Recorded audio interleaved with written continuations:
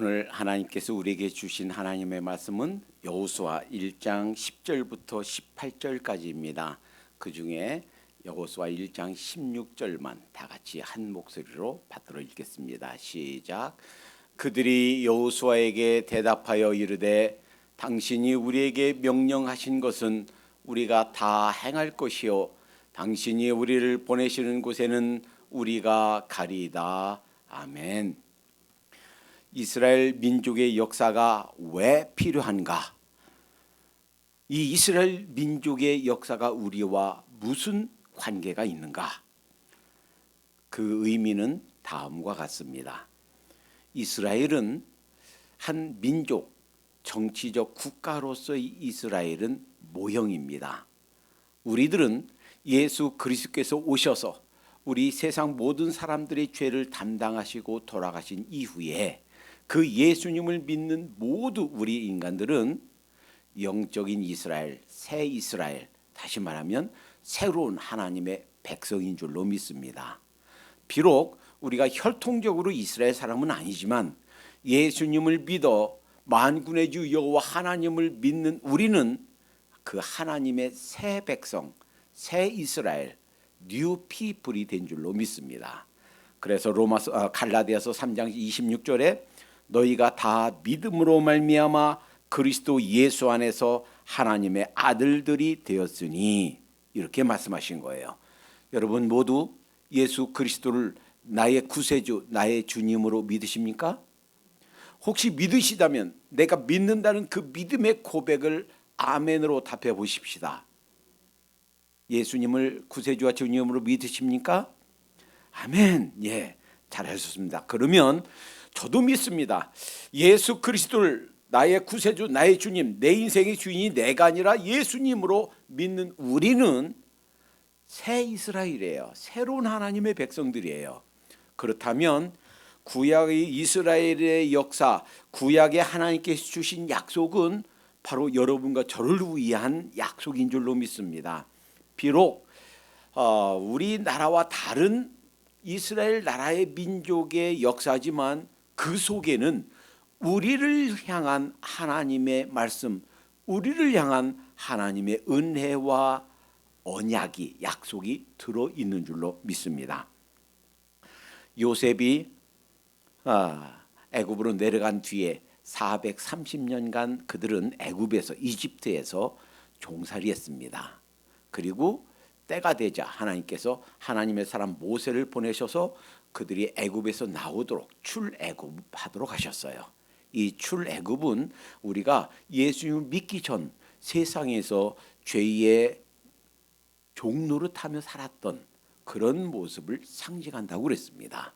그리고 이들이 애굽을 나와서 홍해를 건넌 것은 그 홍해 바다가 벽에 물벽이 있고 위에 구름이 있고 백성들이 그 밑을 지난 것은 민족적으로 하나님 앞에 침례를 받은 것이다 라고 고린도전서 10장 1절과 2절에서 해석해 주셨다고 그랬어요. 이들이 이제 애굽을 나왔다고, 이집트를 탈출했다고, 죄의 종로로 타는 데서 해방됐다고 다 된 것이 아니고, 나는 구원받았습니다, 하나님의 백성이 되었습니다 해서 그것이 다 된 것이 아니고 이제 출발했다, 막 시작했다 하는 거예요. 영적으로 내가 하나님의 새 백성이 되었다, 영적으로 응애하고 태어났다는 거예요. 이제 잘하는 일이 남아 있습니다. 얼마 동안, 평생 동안 잘해야 돼요. 이제 40년간 모세를 통하여 그 가나안 땅을 방황하게 됩니다. 그리고 나서 이제 가나안 땅 정복을 눈앞에 두고 있어요. 그리하여 모세 후에 하나님께서 세우신 후계자 여호수아를 통해서 이제 가나안 땅 정복을 눈앞에 두고 있습니다. 이 가나안 땅을 정복하는 과정은 우리가 예수님 믿고 하나님의 새 백성이 된 우리가 주님 품에 가기 전까지, 새 하늘과 새 땅에 가기까지 우리가 이 세상에서 어떻게 보이지 않는 싸움을 싸울 것인가, 이 세상에서 어떻게 신앙생활을 해낼 것인가, 어떻게 보이는 적, 보이지 않는 적들이 우리에게 엄습해 오는데 어떻게 승리하는 삶을 살 수 있는가 하는 것을 상징적으로 보여준다 그랬습니다.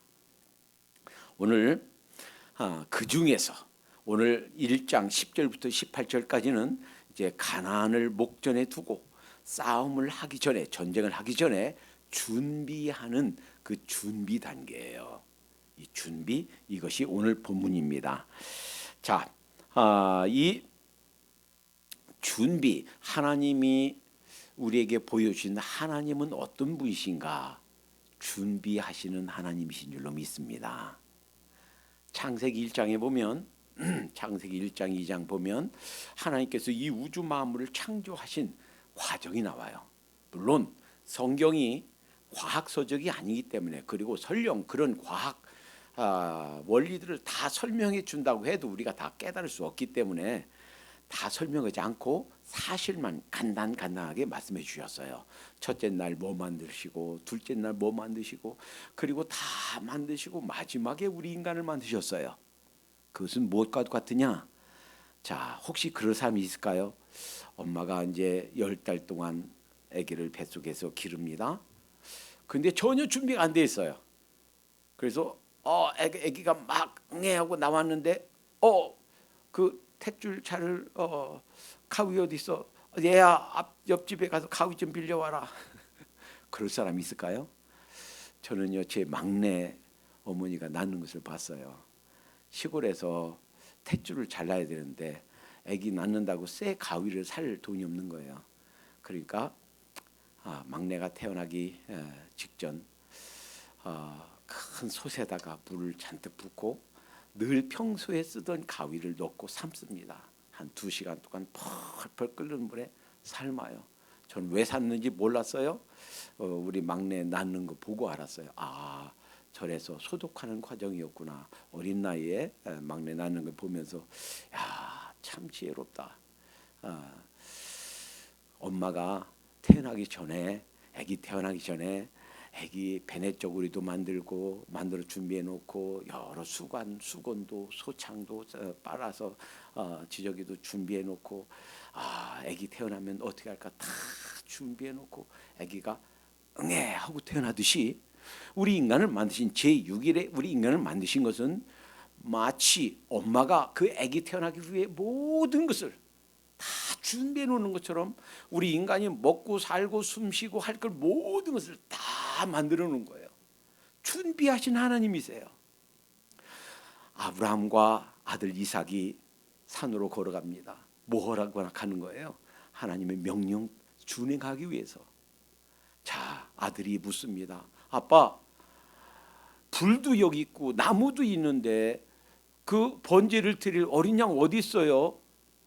아마 어린 아들 100세에 낳은 눈에 넣어도 아깝지 않은 그 아들이 묻는 그 말에 아마 아버지 아브라함의 마음은 무너내리는 것 같았을 것입니다. 할 말이 없었을 것입니다. 왜? 번제할 양이 뭐예요? 제물이 누구예요? 자기 아들이에요. 그렇게 묻는 아들이에요. 아들을 죽여야 돼요. 아들을 잡아서 각을 떠서 그걸 태워서 하나님께 제사로 드리라고. 그래서 차마 자기 아내 사라한테도 얘기 못하고 같이 간 종도 저 산 밑에 떼어놓고 그 아들 데리고 가고 있는 거예요. 그 아들한테 무슨 얘기를 하겠어요? 아마 울컥했을 것입니다. 아들아, 100세에 난 너를 내가 잡아야 돼. 널 죽여야 돼. 너를 태워서 하나님 앞에 제사 드려야 돼. 차마 그 말 할 수 없었겠지요. 아들아, 수양은 번제할 양은 어린 양은 하나님께서 준비하실 거야. 그리고 나서 칼을 빼어서 잡으려고 하는 순간 다급히 하나님의 음성을 들려주십니다. 아브라함아, 아브라함아, 네가 나를 사랑하는 줄, 그 아들보다 더 나를 사랑하는 줄 알았다. 그 순간 눈을 턱 들어보니까 수양이 거기 뿔에 그 덤불 가시에 걸려 있어요. 이제 결국 아들 대신에 그 수양을 드리게 됩니다. 그리고서 그 땅을 여호와 이레, 하나님이 예비하셨다. 하나님은 준비하신 분이에요. 여러분과 저를 위해서 그 아들 이삭을 죽이려고 했던 그 모리아산, 그 땅이 훗날 솔로몬이 성전을 세운 그 자리입니다. 그리고 훗날 예수님이 십자가에 달린 그 자리입니다. 결국 하나님의 아들을 어린 양으로 잡아서 번제로 드리셨어요. 그래서 요한복음 1장 29절 침례 요한이 성령이 감동되어서 예수님이 오시는 걸 보고 보라 세상 죄를 지고 가는 하나님의 어린 양이로다 이렇게 외친 줄로 믿습니다. 하나님은 어떠한 하나님이신가? 예비하신 하나님, 준비하신 하나님. 하나님께서 우리의 모든 삶의 마지막 끝자락까지 우리의 모든 것을 다 준비하신 줄로 믿습니다. 나는 내 노년을, 내 인생 마지막 토막을 다 준비하지 못했다 할지라도 하나님께서는 우리의 모든 것을 다 준비하신 줄로 믿습니다. 하나님은 어떤 하나님이신가? 준비하신 하나님이세요. 우리가 이 세상 끝날 때까지 우리의 삶뿐만 아니라 우리의 삶 끝나고 그 너머까지 저 세상에서까지 영원히 주님 품에 거하실 그 아름다운 곳, 그 행복하고 그 완벽한 곳 주님께서 준비하고 계신 줄로 믿습니다. 자, 이들이 이제 가나안 입성을 목전에 두고 준비하게 하시는데 오늘 본문을 내용별로 나누면 세 토막으로 나눌 수가 있어요. 첫 번째는 양식을 준비하게 합니다. 두 번째는 이제 공동체를 위해서 꼭 필요한 것 한 가지를 준비하게 합니다. 세 번째는 이 공동체가 하나님 앞에 그 바른 자세로 고백하게 합니다. 그들이 신앙을 그 마음 자세를 준비하게 합니다. 이 세 가지 준비를 살펴보면서 그것이 어떤 의미가 있는지 좀 묵상하도록 하겠어요. 첫 번째 준비는 이들에게 양식을 준비해라 합니다. 제가 이 말씀 준비하면서 머릿속에 궁금증이 생겼어요. 아니 양식을 준비하라니 왜 양식을 준비해? 지금 이들이 지금 양식이 먹고 있어요. 먹는 주식이 뭐예요? 만나예요. 한번 생각해 보세요. 이들이 갑자기 애굽에서 나오면서 무슨 양식을 준비했겠습니까? 아니 양식을 준비했다 하더라도 저 남자 장정만 60만 명이고 약 200여만 명이 그리고 소와 양, 염소 이런 짐승들이 먹을 양식을 어떻게 다 짊어지고 왔겠습니까? 짊어지고 왔다 한들 그거 며칠이나 가겠어요? 며칠 안 가서 다 동나지요. 하나님께서 예비하셨어요. 무엇을? 만나를. 그 만나 신비한 거죠. 뭐가 뭔지 그 어떻게 했는지 알지 못하죠. 그냥 성경에 있는 대로 그들이 40년간 먹고 사는 거 이렇게 생각할 뿐이에요. 그리고 만나를 그 법궤 그 항아리에 넣고 있었는데 그 지금은 존재하지 않지요. 하늘에서 이슬처럼 내려왔단 말이에요. 그리고 그거 먹고 살았단 말이에요. 그러니까 그 만나가 그친 것이 여호수아 5장 12절에 그쳐요. 그리고 그때까지는 만나를 먹고 살았다고요. 그런데 왜 또 양식을 준비하라 했는가? 상면에서 묵상해 보다가 그렇구나. 한번 생각해 보세요. 지금 전투 중이에요. 그래서 싸움 중이에요. 근데 막 싸움이 시작됐는데 아침에 만나 줘야지. 만나 긁으러 다니고 어떻게 그러겠어요. 그러니까 아마도 그들이 요단 동편에서 정복하면서 그 나라들을 정복하면서 얻은 그 지역에서 얻은 곡식들 이것들을 아마 가지고 있었을 거예요. 그러니까 이것들을 전투 식량으로 잘 준비해라 라고 명령하신 줄로 믿습니다. 다시 말하면 이들이 가장 염두에 뒀던 것, 염려했던 것은 뭔가? 먹는 거, 마시는 거, 이거였구나. 만약에 이들이 60만 대군이 전투를 하면서 어떡하지? 오늘 점심 뭐 먹지? 나 아침도 굶었는데 오늘 저녁은 뭐 먹지? 먹는 것 때문에 이들이 고민하고 염려하고 있었더라면 어떻게 전쟁이 되겠느냐 하는 거예요. 그래서 가만히 생각해 보니까 예수님께서도요, 산상수훈 중에, 산상수훈 하면 마태복음 5장, 6장, 7장인데 그 중에 6장의 많은 부분을 우리 먹는 것에 대해서 말씀해 주셨어요. 먹는 거 그렇게 염려하지 말아라. 그리고서 생각해 보니까 그렇구나. 우리 인생들 많은 대부분의 사람들, 우리 인생들이 우리 인생 거의 많은 시간과 우리의 에너지를 어디다 쓰는가? 먹는 거 해결하기 위해서, 먹고 살기 위해서, 먹고 살기 위해서 모든 에너지, 모든 시간, 모든 인생을 다 써버린다는 거예요. 그래서 예수님이 뭐라고 하셨습니까? 그럼 마태복음 6장 25, 26절, 그러므로 내가 너에게 이르노니 목숨을 위하여 무엇을 먹을까? 한번 같이 보겠습니다. 25절은 제가 읽을 테니까 26절은 같이 읽어요. 너에게 이르노니 목숨을 위하여 무엇을 먹을까, 몸을 위하여 무엇을 입을까 염려하지 말라. 목숨이 음식보다 중하지 아니하며 몸이 의복보다 중하지 아니하냐. 마태복음 6장 20절 다 같이 시작. 공중의 새를 보라. 심지도 않고 거두지도 않고 창고에 모아 들이지도 아니하되 너희 천부께서 기르시나니 너희는 이것들보다 귀하지 아니하냐. 여러분, 참새 한 마리가 이제 어린 새끼로 태어나서 죽을 때까지 평생 일생 동안 먹는 그 쪼가리, 그 모이, 그것이 몇 개인지 아세요? 어떤 사람이 그걸 연구했대요. 참 학자란 사람들은 밥 먹고 할 일 없는 사람들이죠.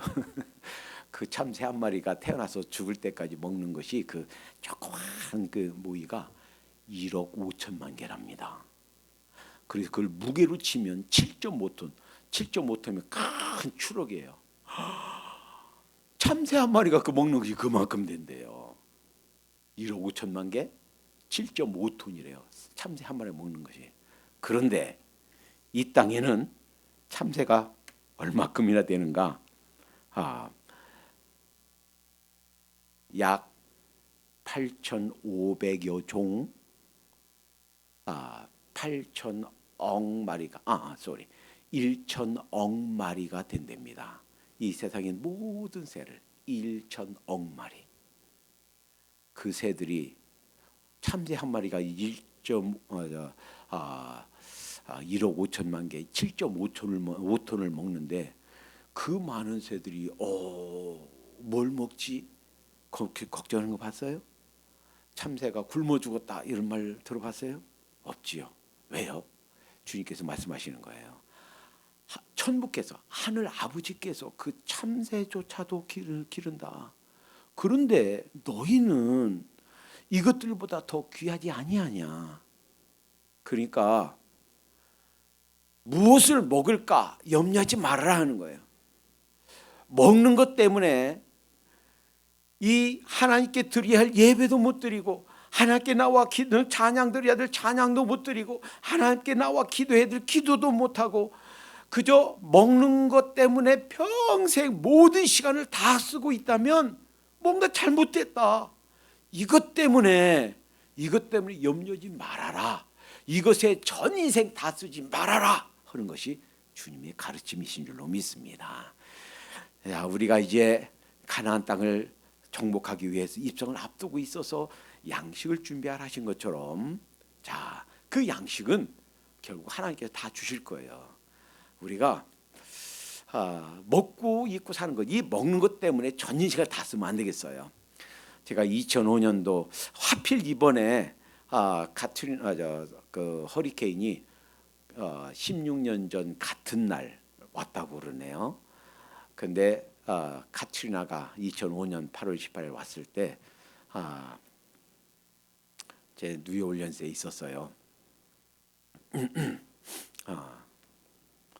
그리고서 원래 그날은 제가 피난을 가지 않으려고 그랬습니다. 왜냐면 해마다 두세 번씩 맨데토리로 무조건 나가라 하는 것을 1년에 한 두세 번 있으니까 늘 갔다가 그냥 오고 했으니까 이번에도 그냥 올 거니까 우리는 안 가겠다.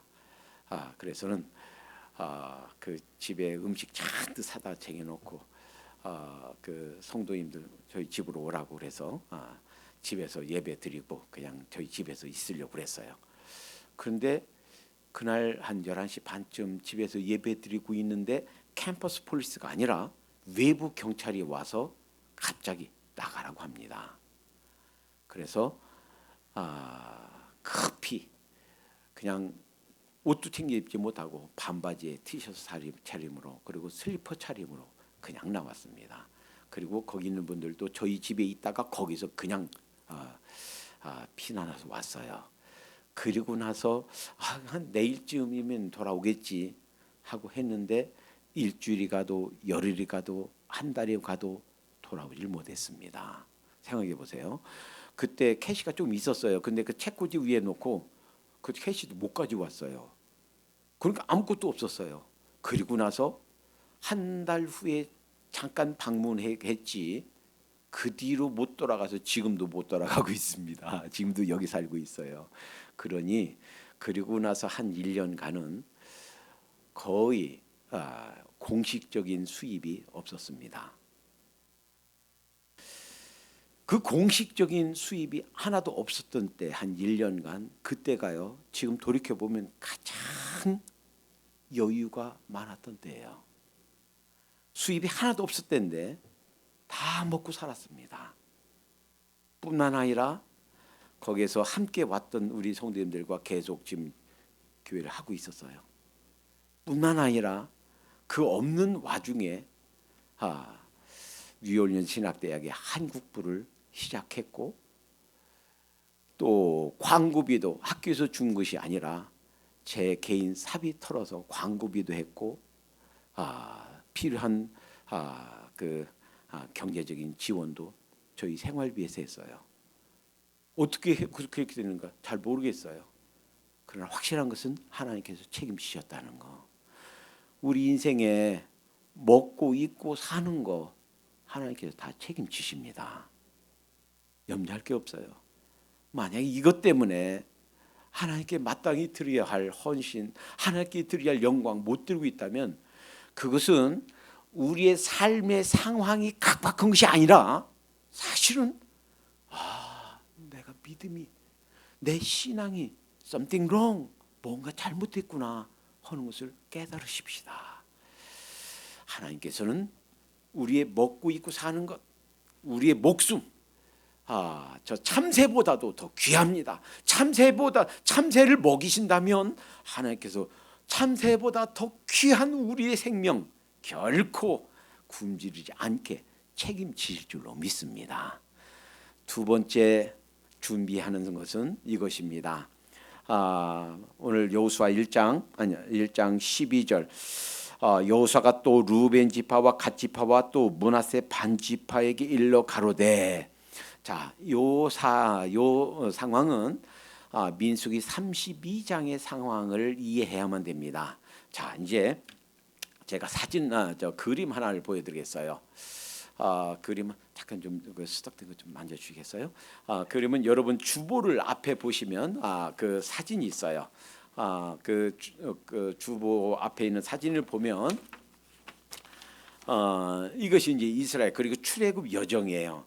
그리고 삼각형으로 되어 있는데 오른쪽에 쭉 보면 그 바다가 조금 들어가 있죠. 그 위에가 이제 그 작아서 잘 안 보이는데 사해가 있고 갈릴리 바다가 있어요. 자, 이제 저를 보세요. 제가 설명드릴게요. 저 위에 헬몬산이 있고 거기서 만년산에서 이제 눈이 녹아 내립니다. 그 녹아 내린 그 흐르는 것이 요단강이에요. 그리고 그 위쪽에 갈릴리 바다가 있습니다. 그 갈릴리 바다로 내려가요. 그리고 그 갈릴리 바다에서 그렇죠. 자, 감사합니다. 저 위쪽에 있는 것이 갈릴리 바다예요. 그리고 그 갈릴리 바다에서 이제 그곳에서 갖가지 온갖 생물들이 자라고 고기들이 자랍니다. 그리고 그 밑으로 다시 요단강이 흘러서 내려가는데 사해로 흘러가요. 자, 그런데 지금 현재 어디 있냐면 이 요단강 위아래로 북쪽으로 해서 동쪽 편에 있어요. 동쪽 편에 있는데 동쪽편에 그 모세 때예요. 모세 때 40년간 다니다 보니까 누가 지금 루벤 지파, 갓 지파, 므낫세 반 지파, 므낫세 반 지파란 것은 므낫세 지파의 절반이 모세님 보니까요 여기 참 좋습니다. 뭐 초원도 있고 풀밭도 있고 너무 좋아요. 그리고 우리들은요 그 족속이 커요. 사람들이 많아요. 그러니까 우리 여기에서 그냥 정착하게 해주세요. 그때 처음 들었을 때 모세가 굉장히 화가 났습니다. 아니 이 사람들이 단체 행동해야 되는데 자기들만 여기서 정착하게 하겠다? 그래서 이렇게 지시했습니다. 좋다. 단 너희들이 이쪽 가나안 땅, 이 요단강 서편을 정복할 때 군대들은 20세 이상 싸움에 나가는 군인들은 다 싸움에 참여해서 정복 전쟁을 다 해라. 그런 다음에 정복을 다 하면 그런 다음에 너희가 이곳에 정착해도 좋다라는 약속을 주었습니다. 자, 이 약속을 다시 한번 점검하는 거예요. 루벤 지파, 갓 지파, 므낫세 반 지파에게 이제 정복 전쟁, 가나안 전쟁 정복을 시작하면서 너희 그 땅 주었다고 거기서 있으면 안 된다. 자, 이제 싸움이 시작되면 너희 장정들, 군인들은 요단 서편 가서 싸워야 된다라고 하는 것을 다시 한번 상기시키는 겁니다. 자, 잘 보세요. 이제 전쟁에 앞서서 준비시키는 거 첫 번째 양식에 관한 거 얘기했죠. 이거 적인 거예요. 그러니까 우리가 보이지 않는 이 하늘나라를 위한 또 하늘나라 가는 그 여정에 있어서의 보이지 않는 싸움에 개인적인 것도 있어요. 개인적인 것은 그저 먹고 입고 사는 거 이것에 너무 신경 써서 그것 때문에 신앙 까먹지 말아라 하는 것이고, 두 번째는 이 하나님의 공동체 전체 공동체의 결속을 깨는 개별 행동하지 말아라 하는 거예요. 함께 하나님 앞에 서가고 함께 싸우고 함께 하나님 앞에 서가는 이 일에 따로 개인 이기주의 또는 집단 이기주의 서로 끼리끼리만 어울리는 거 하지 말아라 하는 거예요. 전체 하나님의 공동체가 서기 위해서 힘을 모아라 하는 거예요. 함께 기도를 모아라 하는 거예요. 하나님 앞에 헌신을 모아라 하는 거예요. 자, 이제 이 하나님의 새 백성인 이 교회가 대부분 그래요. 우리 교회는 이제 너무 작아서 그런 일이 없는데 한 100명 이상만 넘어지면 한 100명, 500명 선, 1000명 선, 2000명, 5000명, 10,000명 넘어가면 꼭 발생한 것이 집단 이기주의예요. 아이고 어디 출신이래 지역 연고지 중심으로, 아이고 어느 대학 출신이래 그 출신 대학 중심으로, 아유 그리고 어이구 어느 나이대래, 아유 우리 이 나이에 그 젊은 들어갈 수 있나, 나이별로 학연, 지연, 혈연 다 이렇게 끼리끼리 그렇게 교제하는 경향이 있어요. 그러지 말라는 거예요. 그것이 아무리 교회가 커져도, 그리고 아무리 그 현상은 지금 현대교회만 있는 것이 아니에요. 벌써 초대교회 예루살렘 초대 모교회인 예루살렘 교회에서부터 그것이 생겨났어요. 그래서 헬라파 과부들 혹은 또 유대인 과부들, 왜 우리는 구제에서 빠지냐? 그 불만이 생기고 왜 서로 끼리끼리냐? 벌써 그때부터 이런 보이지 않은 이런 그 갈등이 생겨났다 하는 거예요. 아무리 교회가 커져도 우리는 그러지 말도록 하십시다. 이제 싸움을 앞두고 이제 진격을 앞두고 준비해야 될 것 중에 개인적인 것이 있고 전 공동체가 해야 될 것이 있는데, 그 어떤 것도 어떤 개별 행동, 즉 자기를 생각하는 자기 집단 이기주의를 먼저 생각하는 것을 초월해야 되겠다. 이 여호수아의 말씀처럼 사실 이 루벤 지파, 갓 지파, 므낫세 반 지파는 그들을 살펴보면 민수기 26장에 7절, 18절, 34절 보면 그 두 지파 반이죠. 에서 20세 이상 싸울 수 있는 사람들의 숫자가 약 11만 명이었습니다. 이 11만 명 중에서 자 이제 여호수아에서 조금 뒤로 가면 나와요. 이 두 지파 반에서 이 공격에 가담했던 군인 수는 약 4만 명입니다.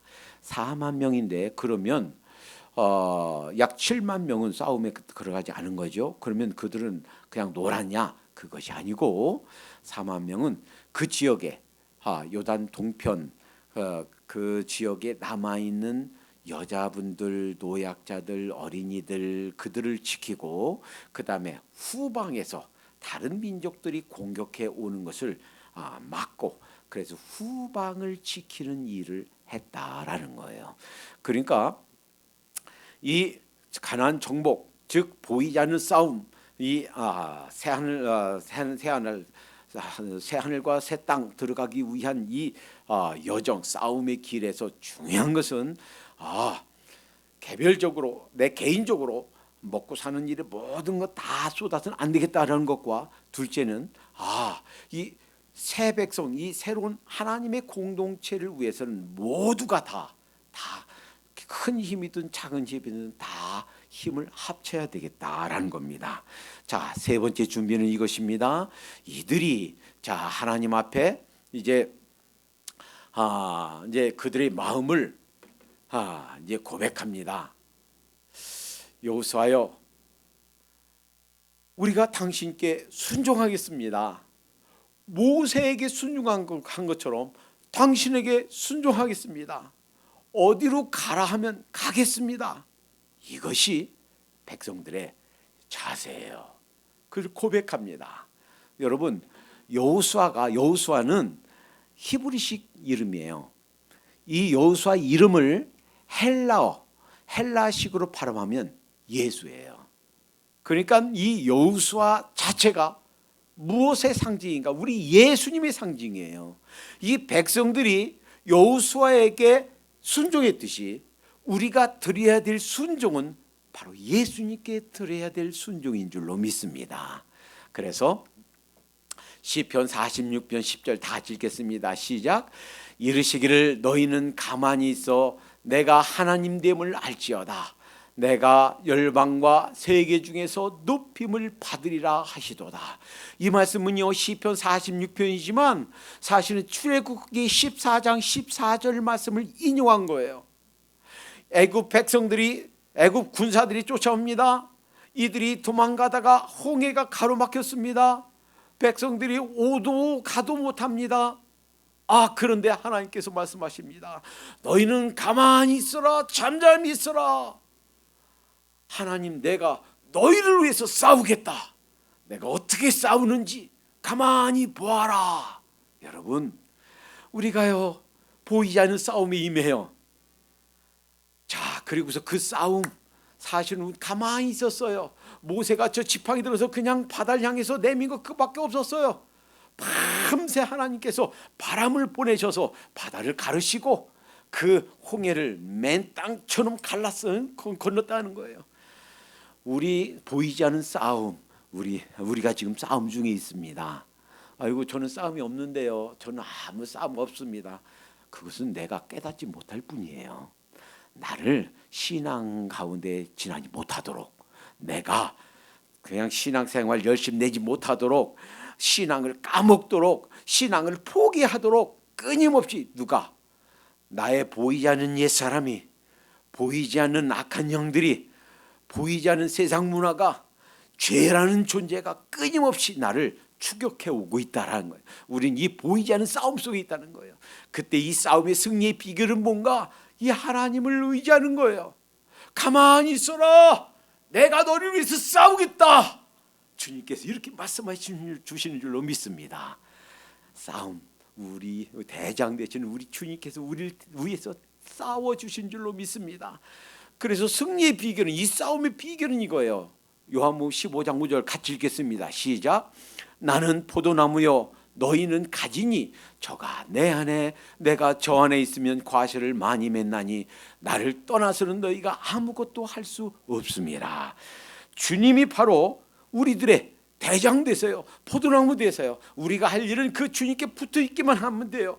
주님께서 주시는 진액을, 영양분을, 그 하늘나라 힘을 공급받으면 되는 거예요. 주님께 힘을 공급받기 위해서 기도하십시다. 말씀 보십시다. 하늘 양식을 취하기 위해서 시간 내도록 하십시다. 필요하면 무릎 꿇고 주님 도와주세요. 기도하십시다. 싸움은 대장 되신 우리 주님께서 하신 줄로 믿습니다. 여러분, 열왕기하 18장에 보면 아수르 왕이 북이스라엘 멸망시켜 놓고 남유다를 쳐들어온 그 아수르 왕이 히스기야 왕에게 엄포를 놨어요. 내가 너희 나라를 그냥 완전히 멸망시키겠다. 그 편지를 가지고 히스기야가 하나님 전에 나갑니다. 그 편지를 놓고 하나님께 두 손 번쩍 들고 기도합니다. 하나님 도와주세요. 여러분, 결과가 어떻게 되는지 아시죠? 하나님께서 하시는 일은 뭐 오랜 시간 걸리지 않아요.